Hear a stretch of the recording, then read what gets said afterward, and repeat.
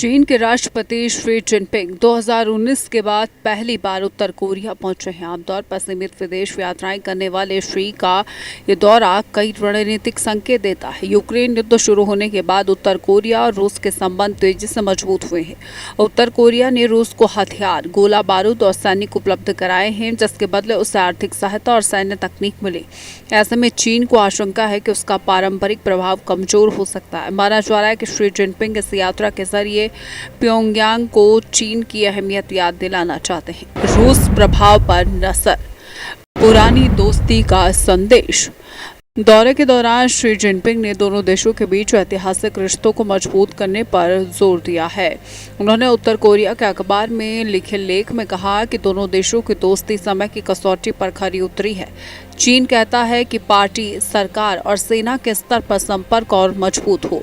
विश्लेषकों का मानना है कि चीन उत्तर कोरिया को आर्थिक सहयोग बढ़ाकर रूस के बढ़ते प्रभाव को संतुलित करने की कोशिश कर सकता है। उत्तर कोरिया की अर्थव्यवस्था लंबे समय से चीन पर निर्भर रही है और चीन इस रणनीतिक निर्भरता को बनाए रखना चाहता है। परमाणु कार्यक्रम भी इस यात्रा का एक बड़ा मुद्दा माना जा रहा है।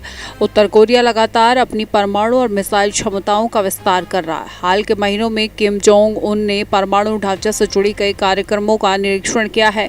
दूसरी ओर चीन नहीं चाहता है कि उत्तर कोरिया रूस से अत्याधुनिक मिसाइल या परमाणु तकनीक हासिल कर क्षेत्रीय संतुलन को और जटिल बना दे। बीजिंग की कोशिश ये है कि वह अपने पड़ोसी देश पर प्रभाव बनाए रखें और उत्तर कोरिया में किसी भी तरह की अस्थिरता को सीमित कर सके। न्यूक्लियर कार्यक्रम पर चिंता, एशिया में शक्ति संतुलन। क्षेत्रीय सुरक्षा और कूटनीति के लिहाज से भी यह दौरा बेहद महत्वपूर्ण है।